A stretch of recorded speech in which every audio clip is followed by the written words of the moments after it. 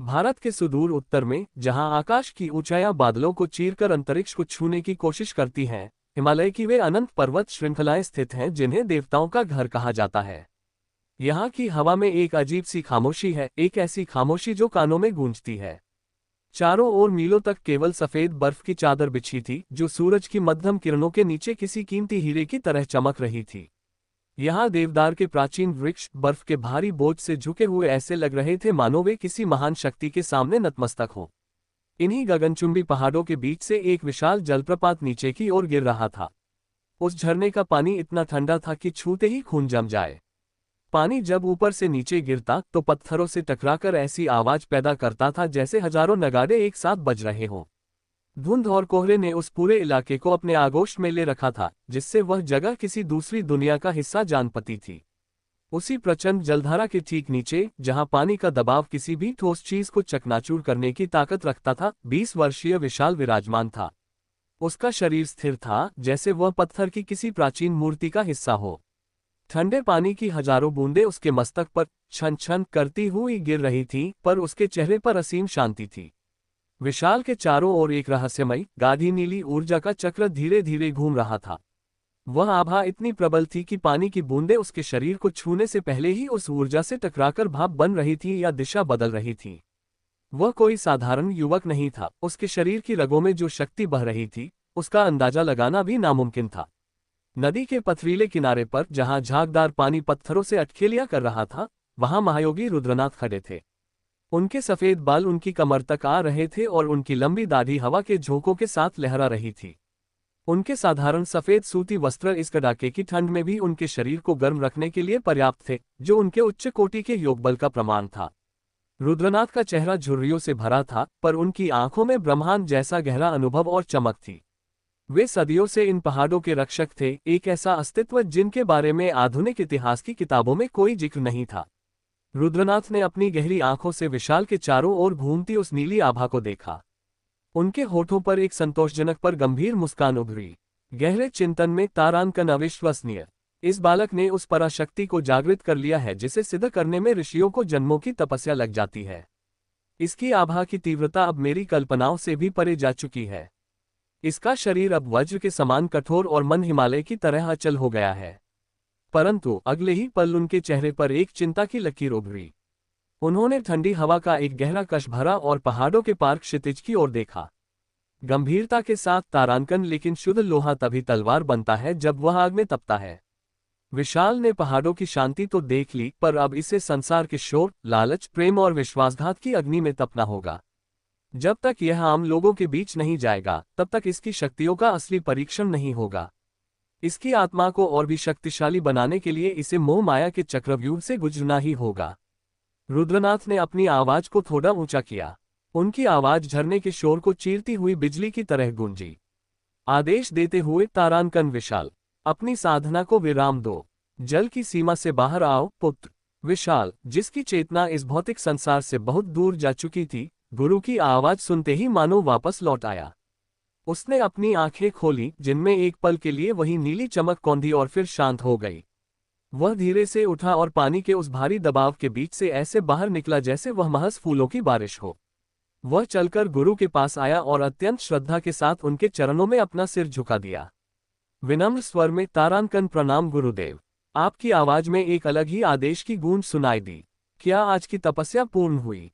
रुद्रनाथ ने उसे ऊपर उठाया और उसके भीगे हुए सिर पर हाथ रखा।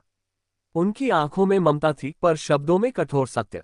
शांत भाव से, तारांकन, विशाल, हिमालय का यह अध्याय अब यहीं समाप्त होता है।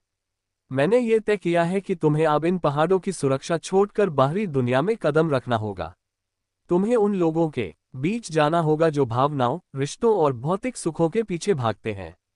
तुम्हें वहां जाकर जीवन का वह अनुभव प्राप्त करना है जो यहाँ एकांत में संभव नहीं है। विशाल, जो अभी तक एक महान योद्धा और तपस्वी की तरह व्यवहार कर रहा था, बाहरी दुनिया का नाम सुनते ही अचानक बदल गया। उसके चेहरे की गंभीरता गायब हो गई और उसकी जगह एक शरारती मुस्कान ने ले ली। वह बचपन से ही जितना शक्तिशाली था, उतना ही बड़ा ड्रामेबाज भी था। उसने तुरंत अपनी आंखों को फैलाया और अपने हाथों को सीने पर रखकर ऐसे खड़ा हो गया जैसे उस पर कोई बड़ी मुसीबत आ गई हो। नाटक करते हुए, तारांकन, अरे अरे, गुरुजी, यह आप क्या अनर्थ कह रहे हैं? इस सीधे सादे, मासूम और हिमालय की ठंडी हवाओं में पले बढ़े बालक को आप उस कलयुगी दुनिया के दरिंदों के बीच भेज देंगे? वहां की गाड़ियां, वो प्रदूषण, वो चालाक लोग। मेरा क्या होगा? क्या आपको मुझ पर जरा भी तरस नहीं आ रहा? क्या मैं अब आपके आश्रम का राशन ज्यादा खा रहा हूं? रुद्रनाथ ने ठंडी आह भरी। वे जानते थे कि विशाल का एक नौटंकी मोड अब शुरू हो चुका है और इसे रोकना आसान नहीं है।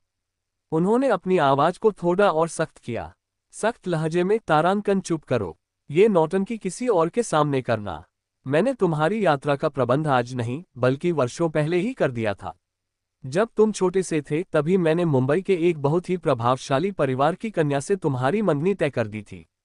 तुम्हें अब सीधे वहीं जाना है और उस परिवार का हिस्सा बनना है।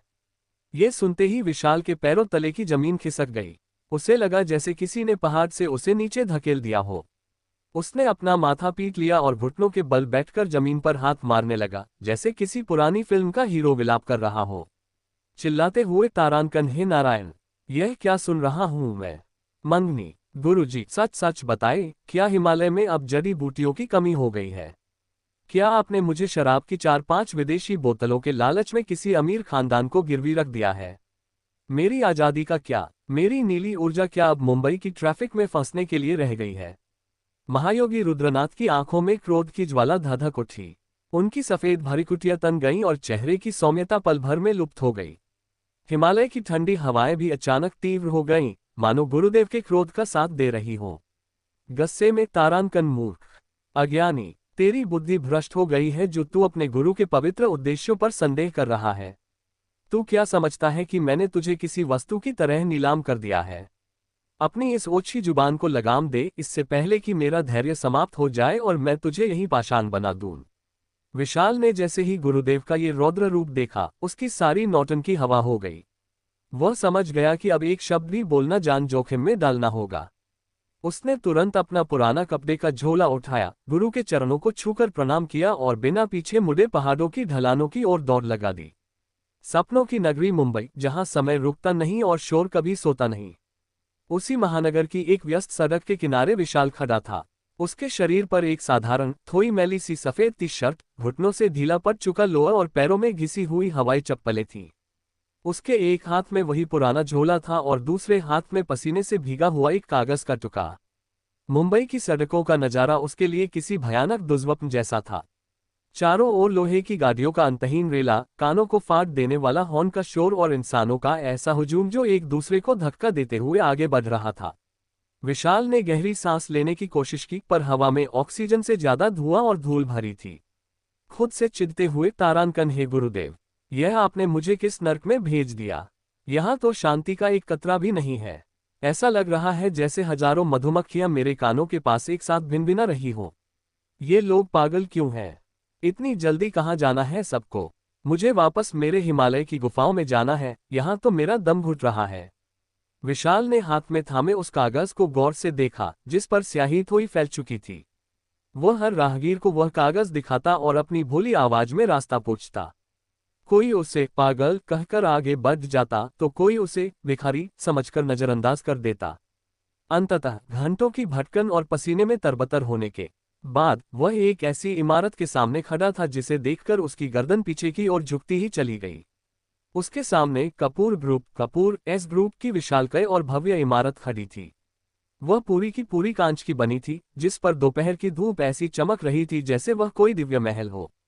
हजारों खिड़कियां, चमचमाता स्टील और चारों ओर फैला हुआ आलीशान बगीचा। विशाल की आंखें फटी की फटी रह गईं। हैरानी से, तारांकन, बाप रे बाप, क्या ये कोई महल है या स्वर्ग का द्वार? तो गुरुजी ने मेरा भविष्य इस कांच के पहाड़ से जोड़ दिया है। क्या मायरा कपूर सच में यहाँ रहती है या वह इस पूरे साम्राज्य की स्वामिनी है? ये तो मेरी कल्पना से भी बहुत बड़ा है। इमारत के मुख्य द्वार पर हलचल का माहौल था। हर तरफ सूट बूट और कोट पहने लोग तेजी से आ जा रहे थे। सबके गले में चमकीले फीतों से लटके हुए कार्ड्स, आईडी कार्ड्स थे। कुछ लोग महंगी गाड़ियों से उतर रहे थे तो कुछ हाथ में फाइलें दबाए भाग रहे थे। विशाल ने हिम्मत जुटाई और अपना झोला कंधे पर कसते हुए मुख्य द्वार की ओर बढ़ने लगा। जैसे ही उसने सीढ़ियों पर कदम रखा, वहां खड़े एक हटे कट्टे सुरक्षाकर्मी, सिक्योरिटी गार्ड ने अपना डंडा उसके सीने के पास अड़ा दिया। गार्ड की आंखों में विशाल के लिए केवल तिरस्कार था। चिल्लाते हुए तारांकन ओए, किधर मुंह उठाए चला आ रहा है? रुक उधर ही, ये कोई धर्मशाला नहीं है, पीछे हट। विशाल अचानक रुक गया और बड़े ही मासूम भाव से गार्ड को देखने लगा। नासमझी से तारांकन, अरे भाई साहब इतना चिल्ला क्यों रहे हैं? मैं तो बस अंदर जाना चाहता था। क्या रास्ता बंद है? गार्ड ने विशाल को ऊपर से नीचे तक देखा, उसके बिखरे हुए बाल, वह साधारण टी शर्ट और सबसे ज्यादा उसकी घिसी हुई चप्पलें। गार्ड के चेहरे पर एक व्यंग्यात्मक मुस्कान आ गई। चिढ़ते हुए तारांकन, अंदर जाने के लिए आईडी कार्ड लगता है। अपना कार्ड दिखा वरना भाग यहां से। विशाल ने अपनी जेबें टटोली, फिर झोला झांका और अंत में अपना सिर खुजलाने लगा। हैरानी से तारांकन, आई कार्ड? भाई साहब ये क्या चीज होती है? क्या गुरुजी ने मुझे यह नहीं दिया? क्या ये कोई मंत्र है या कोई खाने की चीज? विशाल की यह बात सुनकर पास से गुजर रहे कुछ कॉर्पोरेट कर्मचारियों के कदम रुक गए। वे विशाल का हुलिया देखकर आपस में कानाफूसी करने लगे और दबी हुई हंसी हंसने लगे। गार्ड को लगा कि विशाल उसका मजाक उड़ा रहा है। गुस्से में, तारांकन ज्यादा भोला बनने की कोशिश मत कर। आई कार्ड मतलब पहचान पत्र। बिना उसके यहाँ परिंदा भी पर नहीं मार सकता। तू क्या यहाँ भीख मांगने आया है या कचरा उठाने? विशाल को अब थोड़ा बुरा महसूस होने लगा। उसने अपनी आवाज में थोड़ी गंभीरता लाते हुए कहा, दृढ़ता से, तारांकन भाई साहब मैं यहाँ कोई भीख मांगने नहीं आया। मैं यहाँ मायरा कपूर से मिलने आया हूँ। क्या यह उन्हीं की कंपनी है? जैसे ही विशाल के मुंह से मायरा कपूर का नाम निकला, पूरे परिसर में एक पल के लिए सन्नाटा छा गया। सुरक्षाकर्मी की आंखें फैल गईं और वह ठहाका मारकर हंसने लगा। हैरान होते हुए, तारांकन क्या तू मिस सीईओ मायरा कपूर से मिलेगा? तेरी हिम्मत कैसे हुई उनका नाम इस तरह अपनी गंदी जुबान पर लेने की? तेरी औकात क्या है? तूने कभी अपनी शक्ल आईने में देखी है? यहाँ झाड़ू मारने वालों के जूते भी तेरी इस टी शर्ट से महंगे होंगे। तभी भीड़ में से एक इत्र में नहाया हुआ युवक बाहर आया, जिसने हजारों का सूट पहन रखा था। उसने विशाल को हिकारत भरी नजरों से देखा। मजाक उड़ाते हुए, तारांकन, अरे गार्ड साहब क्यों इस गरीब पर अपना खून जला रहे हो? बेचारा शायद रास्ता भटक गया है। ओ भाई, ये कपूर ग्रुप का हेड ऑफिस है, कोई चैरिटी संस्था नहीं। अपनी ये फटी हुई चप्पलें उठा और किसी फुटपाथ पर जाकर सो जा। मायरा जी जैसे ऊंचे लोगों का नाम लेना भी तेरे लिए पाप है। आसपास जमा हुई भीड़ अब विशाल पर ताने कसने लगी थी। कोई उसे देहाती कह रहा था तो कोई उसे पागल समझकर दूर रहने की सलाह दे रहा था। विशाल चुपचाप खड़ा सब देख रहा था। उसे समझ नहीं आ रहा था कि ये लोग कपड़ों से किसी के चरित्र और शक्ति का अंदाजा कैसे लगा लेते हैं। उसकी आंतरिक ऊर्जा उसके शरीर में एक हल्की सी गर्माहट पैदा कर रही थी, पर उसने खुद को शांत रखा। उसे तो बस उस एक पते तक पहुंचना था जो उसके गुरु ने दिया था। तभी उस कांच की गगनचुंबी इमारत के वीआईपी पार्किंग क्षेत्र में एक हलचल मची। एक बेहद चमचमाती गहरे काले रंग की आलीशान गाड़ी आकर ठीक प्रवेश द्वार के पास रुकी। गाड़ी का दरवाजा एक परिचारक ने फुर्ती से खोला और उसमें से एक ऐसा शख्स बाहर निकला जिसकी उपस्थिति मात्र से ही वहां के माहौल का तापमान बदलता हुआ महसूस हुआ।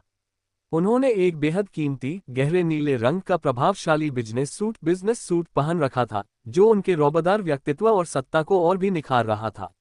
उनकी उम्र का तजुर्बा उनके सफेद बालों में झलकता था, लेकिन उनकी चाल में एक युवा जैसी स्फूर्ति और एक शेर जैसी धमक थी। यह कोई और नहीं बल्कि कपूर साम्राज्य के संस्थापक और मायरा कपूर के दादाजी श्री अभिनव कपूर थे। जैसे ही वह अपनी गाड़ी से बाहर निकले, वहां जमा भीड़ में एक अजीब सी सिहरन और फुसफुसाहट शुरू हो गई। अरे देखो, मिस्टर कपूर आ गए, बड़े साहब आए हैं। जो लोग अभी तक विशाल का मजाक उड़ा रहे थे और जिनके सिर अहंकार से ऊंचे उठे हुए थे, वे पलक झपकते ही सम्मान और भय के मारे नीचे झुक गए। पूरे परिसर में एक अदृश्य अनुशासन छा गया। हर कोई बुद्ध बनकर अपनी जगह पर खड़ा हो गया, मानो समय रुक गया हो। लेकिन उस झुकी हुई और खौफजदा भीड़ के बीच केवल एक ही व्यक्ति था जो बिना किसी डर या संकोच के बिल्कुल सीधा खड़ा था, वह था विशाल। उसकी रीढ़ की हड्डी उस अजेय चट्टान की तरह सीधी थी जिस पर वह हिमालय में तपस्या करता था। उसने भी अभिनव कपूर की ओर देखा, पर उसकी आंखों में न तो कोई खौफ था और न ही कोई कृत्रिम सम्मान। वह बस उस वृद्ध की शक्तिशाली आभा का आकलन कर रहा था। अभिनव कपूर की तेज और अनुभवी नजरें तुरंत उस अजीबोगरीब माहौल और उस लड़के पर पईं जो उनके सामने सिर झुकाने को तैयार नहीं था। उनके माथे पर सिलवटें पड़ गईं। अपनी शानदार नक्काशीदार छड़ी को जमीन पर टिकाते हुए उन्होंने अपनी भारी और अधिकारपूर्ण आवाज में सवाल किया। अधिकारपूर्ण और सख्त स्वर में, तारांकन, यहाँ ये कैसा तमाशा चल रहा है? ये भीड़ क्यों जमा है और मुख्य द्वार पर यह कैसा शोरगुल है? क्या यहाँ काम करने की जगह पर सकस लगा रखा है? गार्ड, जो अभिनव कपूर को देखते ही पसीने से तरबतर हो गया था, घबराहट में आगे आया। उसने अपनी कांपती हुई उंगली विशाल की मैली टी शर्ट की ओर उठाए और हकलाते हुए बोला, घबराते हुए और शिकायत के लहजे में, तारांकन सर, बड़े साहब, ये फटेहाल लड़का जबरदस्ती अंदर घुसने की कोशिश कर रहा था। मैंने इससे आईडी कार्ड मांगा तो ये बदतमीजी पर उतर आया और यहाँ बिना वजह हंगामा खड़ा कर रहा है। मैं अभी इसे धक्के मारकर बाहर फिकवाता हूँ। बदतमीज और हंगामा शब्द सुनते ही विशाल का पारा चढ़ गया। उसके भीतर का सोया हुआ वो विद्रोही जाग उठा। उसने बिना किसी की परवाह किए सीधे गार्ड को घूरा और अपनी तेज आवाज में प्रतिवाद किया, चिढ़ते हुए और बेबाकी से, तारांकन, अरे ऐसे कैसे बोल रहा है तू मुझे? मैंने कौन सी बदतमीजी की? मैं तो बस शांति से अपनी मंगेतर की कंपनी में अंदर जा रहा था और तूने मुझे डंडे से रोक लिया। मंगेतर की कंपनी, ये शब्द हवा में किसी बम की तरह फटे। वहां खड़े हर इंसान की सांसें हलक में अटक गईं। अभिनव कपूर, जिन्होंने अपनी जिंदगी में अनगिनत उतार चढ़ाव देखे थे, इस बात को सुनकर उनके कान खड़े हो गए। उनकी भौहें तन गईं और उन्होंने अपनी तीखी नजर विशाल के मासूम पर निडर चेहरे पर गड़ा दी। उन्हें लगा कि शायद ये लड़का दिमागी रूप से अस्थिर है। हैरानी और व्यंग्य के साथ, तारांकन, क्या बकवास कर रहे हो तुम? तुम्हारी मंगेतर? कौन है तुम्हारी मंगेतर जो इस कंपनी में काम करती है और जिसे तुम अपनी कंपनी बता रहे हो? विशाल ने पूरी शान से अपना सीना थोड़ा और चौड़ा किया। उसके चेहरे पर एक अलग ही आत्मविश्वास आ गया था। उसने बिना पलक झपकाए सीधा जवाब दिया, गर्व से, तारांकन कोई छोटी मोटी कर्मचारी नहीं है। वो इस पूरी कंपनी की मालकिन, आपकी सीईओ मायरा कपूर है, मेरी मंगेतर। ये नाम सुनते ही अभिनव कपूर के चेहरे का रंग सफेद पड़ गया और अगले ही पल वह क्रोध से लाल हो उठा। उनके भीतर गुस्से का एक ज्वालामुखी फटने ही वाला था।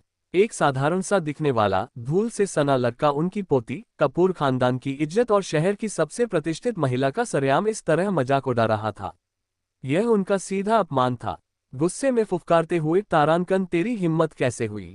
इससे पहले कि अभिनव कपूर अपने सुरक्षाकर्मियों को विशाल को पीटने और पुलिस के हवाले करने का आदेश देते, विशाल ने बड़ी शांति से अपने पुराने झोले में हाथ डाला। उसने वही पसीने और धूल से सना मुड़ा तुड़ा कागज निकाला। उस कागज में एक पुराना लेकिन शाही अंदाज में लिखा गया पत्र था। विशाल ने एक कदम आगे बढ़ाया और उस पत्र को पूरी बेफिक्री के साथ अभिनव कपूर के सामने बढ़ा दिया। शांत और दृढ़ स्वर में, तारांकन, हाँ, मुझे पता था कि मुंबई के लोग कागजों पर ज्यादा भरोसा करते हैं। ये लीजिए, खुद पढ़ लीजिए। मेरे गुरुदेव ने ये पत्र भेजा है, इसमें सब लिखा है।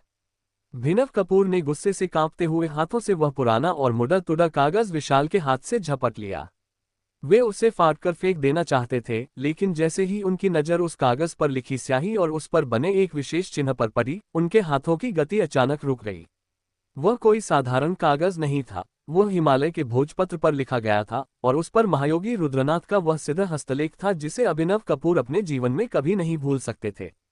पत्र पते ही अभिनव कपूर के चेहरे का रंग सफेद पड़ गया। उनकी आंखों में पल भर पहले धधक रहा क्रोध अब असीम श्रद्धा और गहरे भय में बदल चुका था। उनका मजबूत शरीर अचानक एक सूखे पत्ते की तरह हल्का सा कांपने लगा।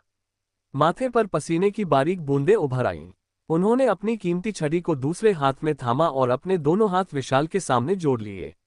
वहां खड़े सभी लोगों की आंखें फटी की फटी रह गईं कि शहर का सबसे शक्तिशाली आदमी एक फटेहाल लड़के के सामने नतमस्तक हो रहा था। कांपते हुए और अत्यधिक सम्मान भरे स्वर में, तारांकन, युवा गुरु, आप मुझे क्षमा करें, मुझे पहचानने में भारी भूल हो गई। यह मेरा सौभाग्य है कि आपके चरण इस जमीन पर पड़े। कृपया आप अंदर आइए, आइए। अभिनव कपूर ने खुद थोड़ा झुककर विशाल को आगे बढ़ने का रास्ता दिखाया। विशाल ने बड़े आराम से अपना झोला कंधे पर टिकाया और एक हल्की सी रहस्यमयी मुस्कान के साथ आगे बढ़ गया। जैसे ही अभिनव कपूर विशाल के पीछे मुड़े, उनकी नजर उस हटे कट्टे सुरक्षा गार्ड पर पड़ी जो अब मारे डर के पसीने से भीग चुका था और थर-थर कांप रहा था। अभिनव के चेहरे पर वापस वही कपूर साम्राज्य के बिग बॉस वाली कठोरता आ गई। उन्होंने अपना कोट ठीक किया और एक बेहद ठंडे, खौफनाक और स्वैग भरे अंदाज में गार्ड की तरफ देखा। कठोर और आदेशात्मक लहजे में, तारांकन, तुम्हें अब से इस गेट पर या मेरी किसी भी कंपनी के आसपास दिखने की जरूरत नहीं है। तुम फायर्ड हो। इसी वक्त यहां से निकल जाओ। बिना गार्ड की सफाई सुने अभिनव कपूर तेजी से विशाल के पीछे पीछे कंपनी के मुख्य कांच के दरवाजे से अंदर दाखिल हो गए। अंदर कदम रखते ही विशाल को लगा जैसे वह किसी दूसरी दुनिया में आ गया हो। कपूर ग्रुप की उस विशालकाय इमारत का अंदरूनी नजारा किसी भव्य शाही महल और आधुनिक तकनीक का एक बेजोड़ संगम था।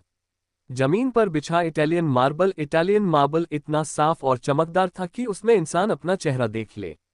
छत पर लगी आधुनिक और महंगी रोशनियां दिन के उजाले को भी मात दे रही थीं। हवा में एक बहुत ही महंगी और भीनी भीनी सी सुगंध तैर रही थी जो किसी भी इंसान की थकान पल भर में मिटा दे। हर तरफ कांच के केबिन, एस्केलेटर और भागते हुए कर्मचारी नजर आ रहे थे। जैसे ही अभिनव कपूर लॉबी के बीच से गुजरे, वहां मौजूद हर कर्मचारी अपनी जगह पर बुद्ध बनकर खड़ा हो गया। Good morning boss. नमस्ते sir. Good morning mister Kapoor. चारों तरफ से अभिवादन की आवाजें आने लगीं। हर कोई सम्मान से सिर झुका रहा था, लेकिन जैसे ही उनकी नजर अपने बॉस के साथ चलते हुए उस लड़के पर पड़ी, उनके गले में आवाजें अटक गईं। सूट बूट पहनने वाले उन कॉर्पोरेट कर्मचारियों के होश उड़ गए। किसी के हाथ से कॉफी का कप छलकने को हो गया, तो किसी की फाइल हाथ से खिसकने लगी। उनका परम शक्तिशाली बॉस, जिसके सामने शहर के बड़े बड़े नेता और बिजनेसमैन सिर नहीं उठाते थे, वह एक ऐसे लड़के के पीछे पीछे हाथ बांधे चल रहा था जिसने एक साधारण सी मैली टी शर्ट, ढीला लोअर और घिसी हुई हवाई चप्पलें पहन रखी थीं। विशाल इन सभी हैरान और घूरती हुई नजरों को नजरअंदाज करते हुए बड़ी बेफिक्री से उस आलीशान इमारत को निहार रहा था, मानो वह किसी म्यूजियम में घूमने आया हो। अभिनव कपूर उसे भीड़ भाड़ वाले इलाके से बचाते हुए एक विशेष लिफ्ट की तरफ ले गए, जो सीधे इमारत के सबसे ऊपरी और सुरक्षित हिस्से में खुलती थी। लिफ्ट से बाहर निकलते ही वे एक लंबी और सुनसान गैलरी से होते हुए एक बेहद खास कमरे के सामने आकर रुके। महोगनी की मोटी और भारी लकड़ी से बने उस दरवाजे पर सोने के पानी से नक्काशी की गई थी। ये कमरा कंपनी के केवल वीवीआईपी और अंतर्राष्ट्रीय स्तर के खास मेहमानों के लिए ही खोला जाता था। जैसे ही अभिनव ने दरवाजा खोला, अंदर की भव्यता देखकर किसी की भी आंखें चौंधिया जाएं। कमरे के फर्श पर पर्शिया का एक ऐसा कालीन बिछा था जिस पर कदम रखते ही ऐसा लगे मानो रुई के बादलों पर चल रहे हों। दीवारों पर बेशकीमती पेंटिंग्स लटकी हुई थीं। एक तरफ पूरी दीवार केवल कांच की बनी थी, जहां से मुंबई का असीम समंदर और पूरा शहर एक खूबसूरत खिलौने की तरह नजर आ रहा था। कमरे के बीचों बीच इटली से मंगवाया गया एक विशाल, गहरे भूरे रंग का लेदर सोफा रखा था, जिसके सामने कांच और सोने की कारीगरी वाली एक मेज रखी थी। कमरे का तापमान एकदम सटीक रूप से ठंडा था, जो हिमालय की ठंडक की याद दिला रहा था, पर चुभने वाला नहीं था। अभिनव कपूर ने पूरे अदब के साथ विशाल को सोफे की तरफ इशारा किया। विशाल ने अपने कंधे से झोला उतारा और उस अति मुलायम और महंगे सोफे पर बैठ गया। बैठते ही उसका शरीर उस गद्देदार लेदर में थोड़ा सा धंस गया। उसके लिए यह एक बिल्कुल नया और अजीब सा एहसास था, क्योंकि उसने अपना पूरा जीवन कठोर चट्टानों और बर्फीली जमीन पर गुजारा था। विशाल ने सोफे के हत्थे पर हाथ फेरा, थोड़ा सा उछलकर उस गद्दे की नरमी को परखा और फिर अपने सामने हाथ बांधे खड़े अभिनव कपूर की ओर देखकर एक मासूम और चौड़ी मुस्कान के साथ बोला, मुस्कुराते हुए और संतुष्टि के भाव से, तारांकन, वाह, आपके इस गद्दे में तो बड़ा जादू है। मेरी तो हिमालय की सारी थकान ही मिट गई। ये तो काफी आरामदायक है। विशाल के चेहरे पर आई उस मासूम सी मुस्कान और सोफे की तारीफ सुनकर अभिनव कपूर के चेहरे का तनाव थोड़ा कम हुआ। उन्होंने राहत की एक लंबी सांस ली। कमरे के एक कोने में रखे इंटरकॉम का बटन दबाते हुए अभिनव ने अपने स्टाफ को अंदर आने का निर्देश दिया। कुछ ही पलों में बेहद सलीके से यूनिफॉर्म पहने हुए दो कर्मचारी एक चांदी की ट्रे लेकर अंदर दाखिल हुए। उस ट्रे में इटली के बेहतरीन क्रिस्टल के 2 गिलास और एक बहुत ही पुरानी, बेशकीमती वाइन की बोतल रखी थी। स्टाफ ने बिना एक भी आवाज किए बड़ी नजाकत से वाइन को गिलासों में उड़ेला।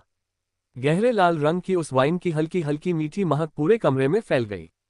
स्टाफ ने गिलास मेज पर रखे और सिर झुकाकर चुपचाप कमरे से बाहर निकल गए। अभिनव कपूर ने वाइन का एक गिलास अपनी ओर खिसकाया और अपने दोनों हाथ जोड़कर अपनी अनुभव से भरी और थोड़ी कांपती हुई वृद्ध आवाज में विशाल को संबोधित किया। अत्यधिक सम्मान और कांपते स्वर में, तारांकन युवा गुरु, सबसे पहले तो मैं हाथ जोड़कर आपसे क्षमा मांगता हूँ। बाहर मुख्य द्वार पर मेरे उन मूर्ख सुरक्षाकर्मियों ने आपके साथ जो अभद्रता की और जो हंगामा हुआ, उसके लिए मुझे माफ कर दीजिए। मुझे सच में कोई आभास नहीं था कि आप स्वयं चलकर यहाँ पधारेंगे। विशाल, जो अभी तक एक अलहड़ और नौटंकीबाज लड़के की तरह बर्ताव कर रहा था, अपने सामने एक बुजुर्ग व्यक्ति को इस तरह हाथ जोड़े और माफी मांगते देख तुरंत गंभीर हो गया। उसके संस्कारों ने पल भर में उसकी सारी चंचलता को समेट लिया। वह सोफे पर सीधा हुआ और अत्यंत आदर के साथ बोला, विनम्रता और इज्जत के साथ, तारांकन अभिनव जी, कृपया आप मुझे शर्मिंदा न करें। आप उम्र में और अनुभव में मुझसे बहुत बड़े हैं। आपका इस तरह माफी मांगना मुझे शोभा नहीं देता। मैं तो यहाँ बस अपने गुरुदेव की आज्ञा का पालन करने के लिए एक सेवक की तरह आया हूँ। इसमें आपकी या आपके लोगों की कोई गलती नहीं थी। विशाल की यह विनम्रता और उसके भीतर छिपे गहरे संस्कारों को देखकर अभिनव कपूर की आंखों में श्रद्धा और भी गहरी हो गई। उन्हें लगा कि महायोगी ने सच में एक हीरे को तराशा है। कृतज्ञता भरे स्वर में, तारांकन जी, युवा गुरु, जब आप बहुत छोटे थे तब आपके गुरुदेव और मैंने मिलकर ये पवित्र रिश्ता तय किया था। मैं महायोगी रुद्रनाथ जी को भगवान की तरह मानता हूं और उनका मुझ पर बहुत बड़ा ऋण है। ये तो मेरे और मेरे पूरे कपूर परिवार की खुशकिस्मती है कि उन्होंने हमारी पोती को आपके योग्य समझा और आपको हमारे पास भेजा। विशाल को बार बार युवा गुरु सुनकर थोड़ा अजीब लग रहा था। उसने अपना हाथ हल्के से उठाया, सहजता से मुस्कुराते हुए, तारांकन, देखिए अभिनव जी, मैं कोई गुरु नहीं हूं, बस एक विद्यार्थी हूं। कृपया मुझे इतने भारी भरकम शब्दों से न बुलाएं।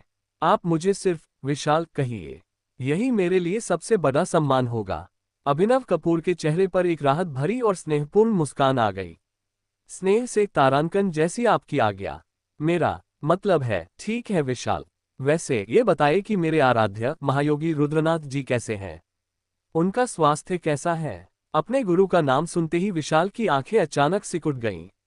उसके चेहरे पर एक बहुत ही अजीब, शरारती और रहस्यमयी सा भाव आ गया। उसने अपनी हंसी को होठों के पीछे दबाते हुए नजरें चुराकर कहा, अजीब से भाव और दबी हुई हंसी के साथ, तारांकन गुरुजी, वो तो इस वक्त बिल्कुल ठीक होंगे। बल्कि मुझे तो पूरा यकीन है कि वो इस समय मुझे बहुत शिद्दत से याद कर रहे होंगे। अभिनव कपूर विशाल के चेहरे के उन विचित्र भावों और बातों के पीछे छिपे गहरे अर्थ को बिल्कुल नहीं समझ पाए और उन्होंने बस मुस्कुराकर सिर हिला दिया।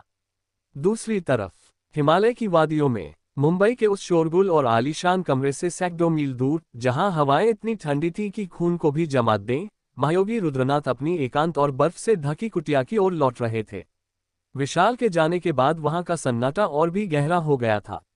लकड़ी और पत्थरों से बनी अपनी उस छोटी सी कुटिया के भीतर कदम रखते ही रुद्रनाथ के चेहरे से वह कठोर और गंभीर, गुरु वाला मुखौटा अचानक खिसक गया।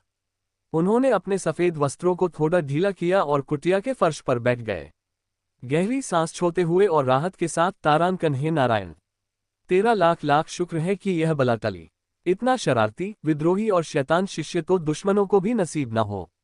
मेरे तो नाक में दम कर रखा था इस छोकरे ने। ये कहते ही रुद्रनाथ के चेहरे पर एक ऐसी हंसी उभरी जो किसी महान योगी की नहीं, बल्कि एक चूहे खाए हुई बिल्ली की तरह थी, अत्यंत चतुर, स्वार्थी और अपनी जीत पर इतराने वाली। उन्होंने बाहर की तरफ देखा कि कहीं कोई है तो नहीं, और फिर जल्दी से उठकर कुटिया के सबसे अंधेरे कोने की तरफ गए।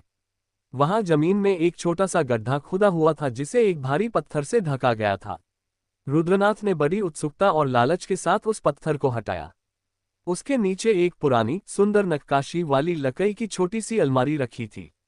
यह कोई साधारण अलमारी नहीं थी, यह महायोगी रुद्रनाथ का वह गुप्त खजाना था जहां उन्होंने दुनिया भर से लाई गई बेशकीमती और दुर्लभ शराब, वाइन कलेक्शन की बोतलें छिपा कर रखी थी, वह शौक जिसके बारे में पूरी दुनिया अनजान थी। रुद्रनाथ ने होठों पर जीभ फेरी और एक शानदार शाम की कल्पना करते हुए अलमारी का दरवाजा खोला। परंतु दरवाजा खुलते ही महायोगी के पैरों तले से जमीन खिसक गई। उनकी आंखें फटी की फटी रह गईं और उनके चेहरे का रंग ऐसे उठ गया जैसे किसी ने उनके प्राण खींच लिए हों। वह बेशकीमती खजाना, वह अलमारी पूरी तरह से खाली थी। वहां मदिरा की एक भी बूंद या कांच की एक भी बोतल का नामोनिशान नहीं था। उन महंगी बोतलों की जगह उस खाली अलमारी के बिल्कुल बीचों बीच एक सादा सा कागज का टुकड़ा रखा हुआ था। रुद्रनाथ ने कांपते हुए हाथों से वह कागज उठाया। उस पर विशाल की टेई मेरी लिखाई में एक संदेश लिखा था। कागज पर लिखा संदेश, तारांकन, प्रिय गुरुदेव, मैं तो मोह माया त्याग कर जा रहा हूं, पर आपके लिए यह मोह माया हानिकारक है। आपकी तपस्या भंग न हो, इसलिए मैंने इस पूरे खजाने का अपने हिसाब से विसर्जन कर दिया है। अब शांति से हिमालय की शुद्ध हवा खाए। आपका आज्ञाकारी, विशाल। मुंबई के उस आलीशान वीवीआईपी रूम में जहां चारों ओर सन्नाटा और गंभीरता थी, अचानक विशाल के चेहरे पर एक ऐसी शरारती चमक आई कि वह अपनी हंसी रोक नहीं पाया। हिमालय में अपने गुरु की उस खाली अलमारी और उनके उतरते हुए चेहरे की कल्पना मात्र से ही उसके पेट में बल पड़ने लगे। अचानक हंसते हुए तारांकन हा हा हा, बेचारे गुरुजी, आज तो उन्हें हिमालय की बर्फ भी गर्म लग रही होगी। अभिनव कपूर, जो हाथ में वाइन का गिलास थामे हुए थे, विशाल को अचानक इस तरह बेतहाशा हंसते देख थोड़े सकपका गए। उन्हें समझ नहीं आया कि अभी तो ये लड़का इतना गंभीर था, फिर अचानक इसे क्या हुआ। विशाल ने तुरंत अपनी हंसी को लगाम दी और खुद को संभालते हुए एक औपचारिक मुस्कान के साथ माफी मांगी। विनम्रता से, तारांकन क्षमा कीजिएगा अभिनव जी, बस कुछ पुराना याद आ गया था। खैर छोड़िए। विशाल ने अपनी आंखें सिकोड़ी और अभिनव कपूर को बहुत ही बारीकी से सर से पैर तक देखने लगा। उसकी नजरें अभिनव के बैठने के अंदाज और उनकी रीढ़ की हड्डी के झुकाव पर टिक गई थीं। कमरे में अचानक एक अजीब सी खामोशी छा गई। अभिनव को लगा जैसे विशाल की आंखें उनके शरीर के आर पार देख रही हों। जिज्ञासा से, तारांकन, वैसे अंकल, क्या आपको काफी समय पहले कोई गहरी चोट लगी थी? शायद कई साल पुरानी बात है। विशाल का ये सवाल सुनकर अभिनव कपूर के हाथ में पका गिलास हल्का सा थरथराया। उनके चेहरे पर हैरानी के गहरे भाव उभर आए। वे कुछ पल के लिए स्तब्ध रह गए, क्योंकि उस पुरानी चोट के बारे में उनके निजी डॉक्टर के अलावा किसी को पता नहीं था। हैरानी और संकोच के साथ, तारांकन, हाँ, लगी तो थी। करीब 10 साल पहले एक दुर्घटना हुई थी। पर तुम्हें ये कैसे पता चला? विशाल ने बड़ी सहजता से सोफे पर पीछे की तरफ टेक लगाए और उनकी ओर देखकर सिर हिलाया। गंभीरता से, तारांकन, दरअसल जब आप गेट से चलकर आ रहे थे तभी मैंने गौर किया था। आपके चलने के तरीके और खड़े होने के ढंग से साफ पता चल रहा है कि आपकी पीठ के निचले हिस्से में एक पुरानी चोट है, जिसके कारण आपको अक्सर हल्का लेकिन चुभने वाला दर्द और अकन महसूस होती होगी।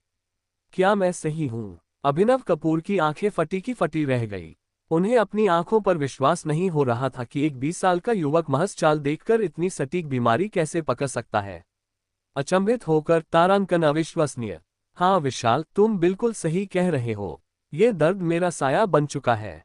बड़े बड़े डॉक्टरों ने जवाब दे दिया है कि उम्र के साथ ये दर्द अब ऐसे ही रहेगा। पर तुम्हें ये सब कैसे पता? विशाल ने एक रहस्यमयी मुस्कान बिखेरी और अपना पुराना झोला अपनी गोद में रख लिया। शांत भाव से, तारांकन, मेरे गुरुदेव ने मुझे केवल लड़ना और ध्यान लगाना ही नहीं सिखाया, बल्कि उन्होंने मुझे प्राचीन नाड़ी विज्ञान और उपचार पद्धति का भी ज्ञान दिया है। शरीर के लक्षण बीमारी का पता खुद बता देते हैं। ये कहते ही विशाल ने झोले के अंदर हाथ डाला और एक मखमली छोटी सी डिब्बी निकाली।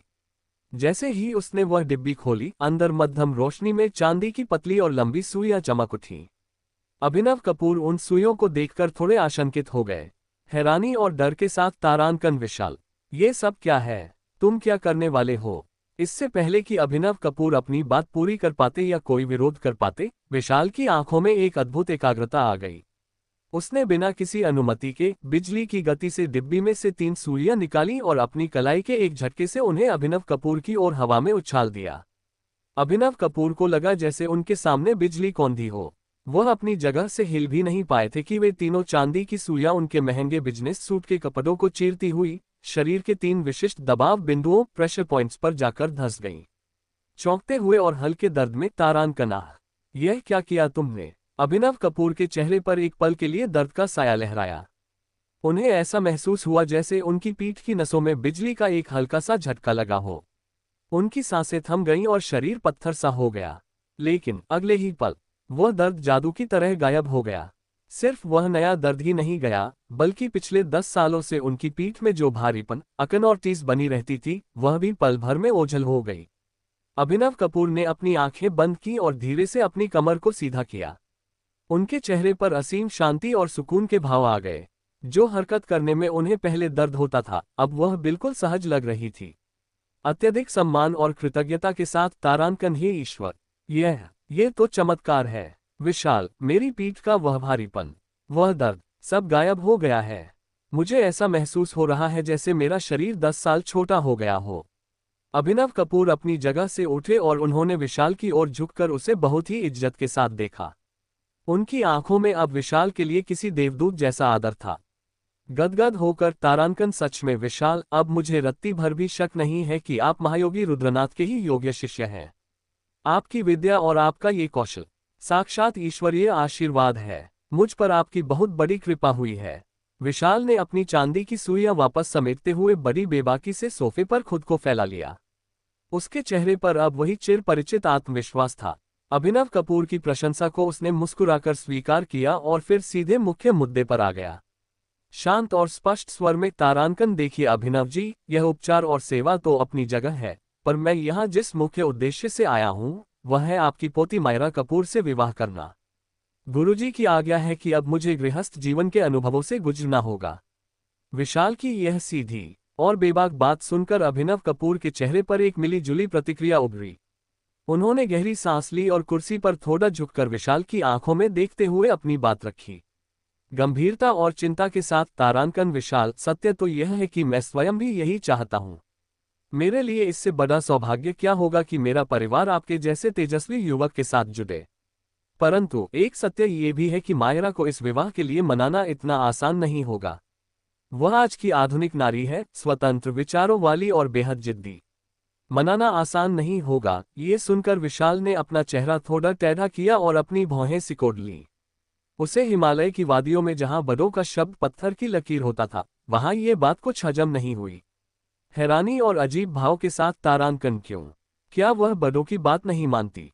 गुरुदेव ने तो कहा था कि परिवार की मर्यादा और बड़ों का आशीर्वाद ही सबसे ऊपर होता है। क्या शहर के नियम अलग हैं? अभिनव कपूर ने एक दर्द भरी मुस्कान के साथ विशाल के कंधे पर हाथ रखा। उनकी आंखों में विशाल के भोलेपन के लिए एक सहानुभूति थी। समझाते हुए, तारांकन देखो विशाल, तुम हिमालय की उन पवित्र पहाड़ियों और शांत वातावरण में पले बढ़े हो जहां संस्कार हवाओं में बहते हैं। लेकिन ये शहरी इलाका, ये चमक धमक वाली दुनिया उससे कोसों दूर और बहुत अलग है। यहाँ की परवरिश, यहाँ की शिक्षा और माहौल में बच्चे थोड़े अलग स्वभाव के हो जाते हैं। वे अपनी मर्जी और अपने करियर को सर्वोपरि रखते हैं। खैर, मैं उससे ये तो बता दूंगा कि तुम उसके मंगेतर हो और हमारा वचन जुड़ा है, पर उसे मानसिक रूप से तैयार करना और उसका दिल जीतना, वह काम तुम्हें ही करना पड़ेगा। विशाल ने एक लंबी ठंडी सांस भरी और छत की ओर देखा, जैसे वह अपनी नियति से सवाल कर रहा हो। थोड़ी बेबसी के साथ, तारांकन, अब जब गुरुजी ने यहाँ तक भेज ही दिया है तो और कोई चारा भी तो नहीं है। ठीक है, देख लेंगे उस शहरी शेरनी को भी। अभिनव कपूर उसकी इस बात पर हल्का सा हंसे। उन्होंने अपनी घड़ी की ओर देखा और फिर बोले सहज भाव से, तारांकन, अभी तो मायरा ऑफिस में नहीं है, वह किसी मीटिंग के सिलसिले में बाहर गई है। और मुझे लगता है कि इस भीड़-भाड़ वाले दफ्तर में आप दोनों की पहली मुलाकात सही नहीं रहेगी। मैं तुम दोनों की एक औपचारिक मीटिंग फिक्स करवाता हूं जहां तुम शांति से बात कर सको। तब तक तुम मुंबई शहर को थोड़ा और करीब से देखो, यहाँ के रंग ढंग समझो।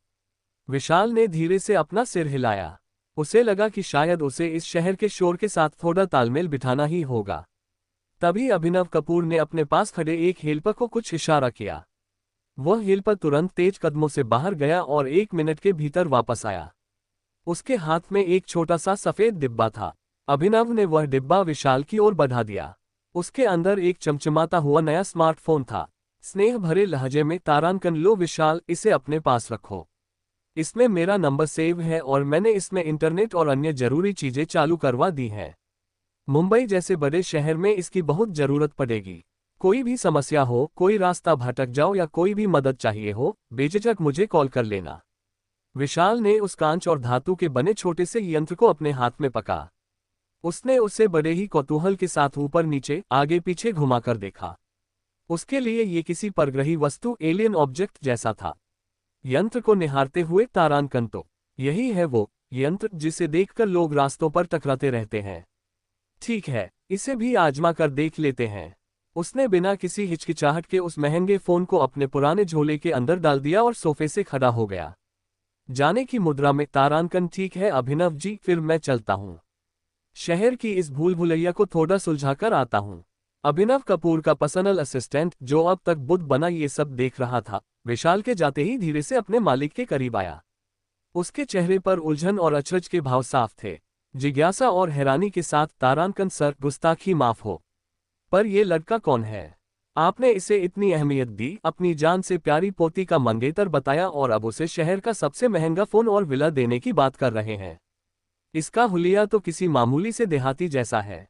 अभिनव कपूर ने खिड़की के बाहर दूर समुद्र की लहरों को देखा। उनकी आंखों में पुरानी यादों की एक धुंध छा गई। उन्होंने एक गहरी सांस ली और अपनी भारी आवाज में अतीत के पन्ने खोलने शुरू किए। अतीत की यादों में खोते हुए तारांकन करीब 30 साल पहले की बात है। मैं जवानी के जोश में हिमालय की उन दुर्गम पहाड़ियों की सैर पर गया था। एक शाम रास्ता भटक गया और अचानक मुझ पर 5 विशाल जंगली भालुओं ने हमला कर दिया। मौत मेरे सामने खड़ी थी, मैं हार मान चुका था। तभी न जाने कहां से एक वृद्ध इंसान वहां प्रकट हुआ। उसने महज एक भयंकर दहाड़ लगाए और 2 भालू तो डर के मारे वहीं से भाग खड़े हुए। बाकी बचे 3 भालुओं को उसने अपनी नंगी मुट्ठियों के एक एक प्रहार से वहीं ढेर कर दिया। असिस्टेंट की आंखें फटी की फटी रह गईं। अभिनव कपूर ने अपनी बात जारी रखी। श्रद्धा और गंभीरता के साथ, तारांकन, मेरे शरीर पर गहरे जख्म थे, खून बह रहा था। उन्होंने अपनी झोली से कुछ जड़ी बूटियां और चांदी की सुइयां निकाली और चमत्कारिक ढंग से मुझे मौत के मुंह से खींच लाए। वही महान विभूति महायोगी रुद्रनाथ हैं। उनका शिष्य मामूली कैसे हो सकता है? तुमने देखा नहीं, उसकी जादुई सुइयों ने मेरे 10 साल पुराने दर्द को पल भर में हल लिया। वह अभी अभी पहाड़ों की शुद्धता से निकलकर इस प्रदूषित शहर में आया है। सुनो, शहर के सबसे पॉश इलाके में एक आलीशान विला तैयार करवाओ। हम युवा गुरु को वह विला भेंट करेंगे। उधर मुंबई की तपती दोपहर में विशाल अपनी वही पुरानी चप्पलें चटकाते हुए पैदल ही सड़कों पर निकल पड़ा था। उसके चारों ओर ऊंची इमारतें, शोर मचाती गाड़ियां और भागते हुए लोगों का ऐसा तांता था कि उसे चक्कर आने लगे। खुद से बुदबुदाते हुए, तारांकन हे नारायण, शायद इसी को ये लोग माया नगरी कहते हैं। यहाँ हर चीज चमकदार है, पर हर कोई किसी अदृश्य दौड़ में भाग रहा है। गुरुजी कहते थे कि जो यहाँ आता है वो यहीं के रंगों में रंग जाता है। तभी विशाल की नजर सड़क किनारे एक बगीचे के पास खड़े एक जोड़े कपल पर पड़ी। एक युवक और एक युवती, दोनों ने एक दूसरे के हाथ बड़ी मजबूती से पकड़ रखे थे। वे इतने करीब खड़े थे कि उनकी सांसें एक दूसरे से टकरा रही थीं। उनकी आंखों में डूबकर वे पूरी दुनिया को भूल चुके थे। हिमालय के एकांत में ब्रह्मचर्य और कठोर अनुशासन के बीच पले बड़े विशाल के लिए यह नजारा बिल्कुल नया और चौंकाने वाला था। शर्माते हुए और नजरें चुराते हुए तारांकन, अरे ये क्या हो रहा है? ये शहर के लोग इतने सरेआम, हे भगवान, ये तो मर्यादा के विरुद्ध है। क्या इन्हें लाज नहीं आती? विशाल ने अपनी हथेलियों से अपनी आंखें ढंक ली, पर अपनी उंगलियों के बीच की थोड़ी सी जगह से वह फिर से देखने लगा। उसका चेहरा शर्म से लाल हो गया था और वह तुरंत वहां से उल्टे पांव भागने लगा। भागते भागते वह अचानक एक मुख्य सड़क के चौराहे पर पहुंच गया। उसे क्या पता था कि लाल, पीली और हरी बत्तियों का क्या खेल होता है। जैसे ही वह सड़क पार करने के लिए आगे बढ़ा, एक तेज रफ्तार लाल रंग की स्पोर्ट्स कार ची ची की आवाज करते हुए उसके बिल्कुल करीब आकर रुकी। कार के मालिक का चिल्लाते हुए, तारांकन अंधा है क्या ओए? मरना है तो कहीं और जाकर मर, ज़ेब्रा क्रॉसिंग नहीं दिखती? विशाल एकदम से ठिठक गया। कार के टायर की रगड़ से धुआं निकल रहा था। विशाल ने कार की तरफ देखा और फिर मासूमियत से उस ड्राइवर को जवाब दिया। हैरानी से, तारांकन भाई साहब, ये लोहा इतना तेज क्यों भागता है? और आपने ये ज़ेब्रा की बात की, यहाँ तो मुझे कोई जानवर नहीं दिख रहा। ड्राइवर ने अपना सिर पकड़ लिया और गाड़ी भगा दी। विशाल अभी संभल ही रहा था कि अचानक उसके झोले के अंदर से एक अजीब सी सुरीली और तेज आवाज आने लगी, ट्रिंग ट्रिंग ट्रिंग ट्रिंग। विशाल उछल पड़ा और उसने घबराकर अपना झोला जमीन पर रख दिया।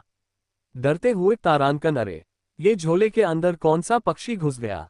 कहीं गुरुजी ने कोई तांत्रिक मंत्र तो नहीं फूंक दिया? उसने बड़ी हिम्मत जुटाकर झोले से वह नया स्मार्टफोन बाहर निकाला। उसकी स्क्रीन पर अभिनव कपूर का नाम चमक रहा था और वह यंत्र बुरी तरह काम वाइब्रेट रहा था। विशाल ने उसे हाथ में लिया, पर उसे समझ ही नहीं आया कि आवाज बंद कैसे होगी। उसने फोन को कान पर लगाया, फिर उल्टा किया, फिर उसे हिलाने लगा। झुंझलाते हुए और चिल्लाते हुए, तारांकन, अरे ओ भाई यंत्र, चुप हो जा, तू बोलता कैसे है? इसमें से बात कैसे करते हैं? अभिनव जी, क्या आप इसके अंदर छिपे बैठे हैं? बाहर आइए। राह चलते लोग विशाल को देखकर ऐसे हंस रहे थे मानो वे दुनिया का सबसे बड़ा अजूबा देख रहे हों। एक हाथ में झोला और दूसरे हाथ में चमकता हुआ फोन लेकर विशाल बीच सड़क पर अपनी सादगी और शहर की चकाचौंध के बीच उलझा हुआ खड़ा था। विशाल अभी उस शोर मचाते हुए यंत्र मोबाइल को समझने की कोशिश ही कर रहा था कि अचानक उसके शरीर में एक बिजली सी कौंधी। हिमालय की गुफाओं में वर्षों तक की गई इंद्रिय साधना ने उसकी छठी इंद्रिय सिक्स्थ सेंस तारांकन को इतना पैना कर दिया था कि वह हवा के रुख में बदलाव से भी खतरे को भांप लेता था। उसके कानों के पीछे के बाल खड़े हो गए और उसे अपने पीछे किसी की दबी हुई तेज कदमों की आहट सुनाई दी। तभी भीड़ के बीच से एक नकाबपोश शख्स चीते की फुर्ती से निकला। उसने एक झटके में विशाल के कंधे पर लटके उस पुराने झोले पर हाथ डाला और उसे छीनकर संकरी गलियों की तरफ भागने लगा, चिल्लाते हुए, चोर तारानकन, पकड़ सको तो पकड़ लो, बेवकूफ देहाती। आसपास के लोग बस देखते रह गए, क्योंकि वह चोर पलक झपकते ही काफी दूर निकल गया था। लेकिन विशाल के चेहरे पर कोई घबराहट नहीं थी, बल्कि उसकी आंखों में एक अजीब सी चमक आ गई। उसने गहरी सांस भरी, उसके पैरों की मांसपेशियों में एक कंपन हुआ और अगले ही पल वह अपनी जगह से ऐसे गायब हुआ मानो कोई परछाई हवा में विलीन हो गई हो।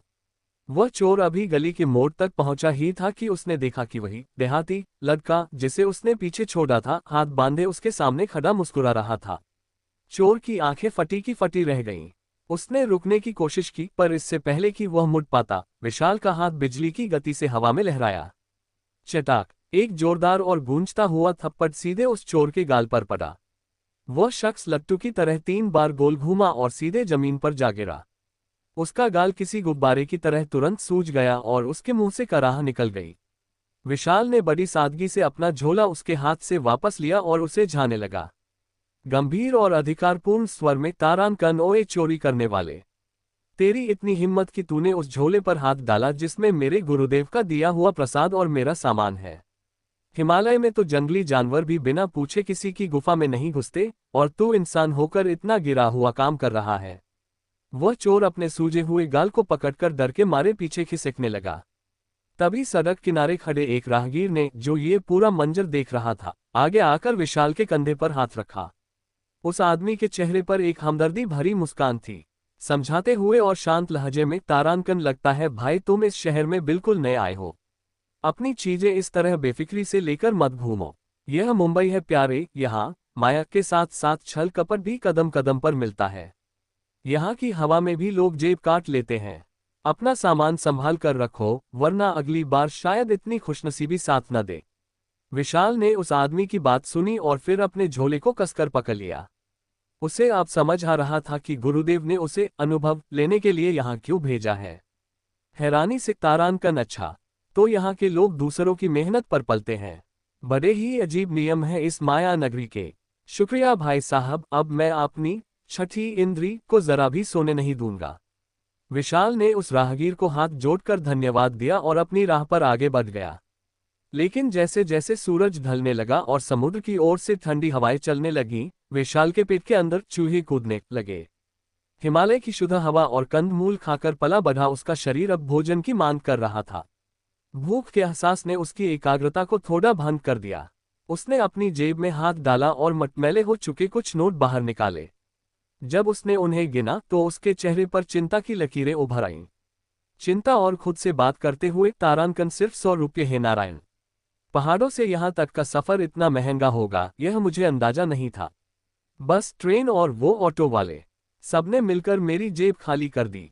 अगर पहले पता होता कि मुंबई इतनी खर्चीली है तो अभिनव अंकल से कुछ पैसे मांग लेता, पर अब वापस जाना और हाथ फैलाना मुझे शोभा नहीं देता। विशाल भूख और तंगी के बीच झूल रहा था कि तभी उसकी नज़र सड़क के दूसरी तरफ स्थित एक भव्य और चकाचौंध से भरी इमारत पर पड़ी। उस इमारत पर रंग बिरंगी नियॉन लाइट्स से बड़े बड़े अक्षरों में लिखा था, तारानकन कसिनो। तारानकन। वह इमारत इतनी चमक रही थी कि उसके सामने सूरज की रोशनी भी फीकी पड़ जाए। वहां से आती संगीत की गूंज और लोगों की हंसी दूर तक सुनाई दे रही थी। विशाल की जिज्ञासा जाग उठी। उसने अपनी आंखों को सिकोड़ा और पास से गुजर रहे एक सज्जन को रोका, जिन्होंने हाथ में एक कीमती घड़ी पहन रखी थी और काफी जल्दी में लग रहे थे। जिज्ञासा और भोलेपन से, तारानकन भाई साहब, क्षमा कीजिएगा, क्या आप बता सकते हैं कि यह इतनी चमक धमक वाली जगह क्या है? यहाँ इतने लोग सज धज कर अंदर क्यों जा रहे हैं? उस राहगीर ने अपनी चाल धीमी की और विशाल को ऊपर से नीचे तक देखा। उसकी नज़र पहले विशाल के धूल भरे चेहरे पर गई, फिर उसकी सस्ती और मैली टी शर्ट पर, और अंत में उसकी घिसी हुई हवाई चप्पलों पर आकर टिक गई। राहगीर के चेहरे पर एक व्यंग्यात्मक मुस्कान उभर आई, जैसे वह सोच रहा हो कि इस फकीर का ऐसी जगह से क्या वास्ता। हैरानी और तिरस्कार के साथ, तारानकन, अरे ओ भाई, कहाँ से आए हो? जो कैसीनो का मतलब भी नहीं पता। यह अमीर लोगों का अड्डा है। यहाँ लोग अपनी किस्मत आजमाने आते हैं। अंदर जुआ गैम्बलिंग खेला जाता है, पैसे से पैसा बनाया जाता है। पर सुन, अंदर जाने के लिए जो कपड़े और जो पैसा चाहिए वो शायद तेरे पास अगले 7 जन्मों में भी नहीं होगा। यहाँ एक दांव भी हजारों लाखों का होता है।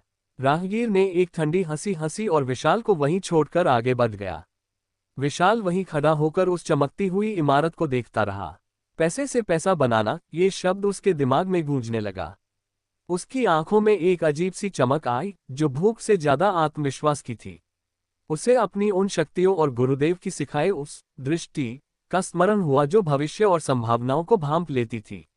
एक शरारती मुस्कान के साथ, तारांकन, तो यहाँ किस्मत का खेल होता है। जहां दुनिया की किस्मत खत्म होती है वहां से एक योगी की दृष्टि शुरू होती है। देखते हैं इन चमकती बत्तियों के पीछे मेरी भूख का समाधान छिपा है या नहीं। यह अध्याय यही समाप्त होता है, पर विशाल की कहानी तो अभी बस शुरू हुई है। हिमालय की शांत वादियों से निकलकर मुंबई की इस मायावी दुनिया में कदम रखने वाले विशाल के सामने अब चुनौतियों का नया पहाड़ खड़ा है। तारांकन, क्या विशाल अपने पास बचे आखिरी 100 रुपयों से कैसीनो के इस खेल को जीत पाएगा, या वह इस चमक धमक वाली दुनिया में अपना सब कुछ हार जाएगा। तारांकन कैसे होगी उसकी पहली मुलाकात उस शहरी शेरनी मायरा कपूर से जो अपनी शर्तों पर दुनिया चलाना जानती है। तारांकन, और सबसे बड़ा सवाल, क्या विशाल की ये अलौकिक शक्तियां मुंबई के इन आधुनिक स्वार्थों और चालबाजियों के बीच टिक पाएंगी? जानने के लिए बने रहिए हमारे साथ। अगले अध्याय में क्या विशाल की किस्मत उसका साथ देगी या मुंबई उसे कोई नया सबक सिखाएगी? इंतजार कीजिए अगले धमाकेदार एपिसोड का।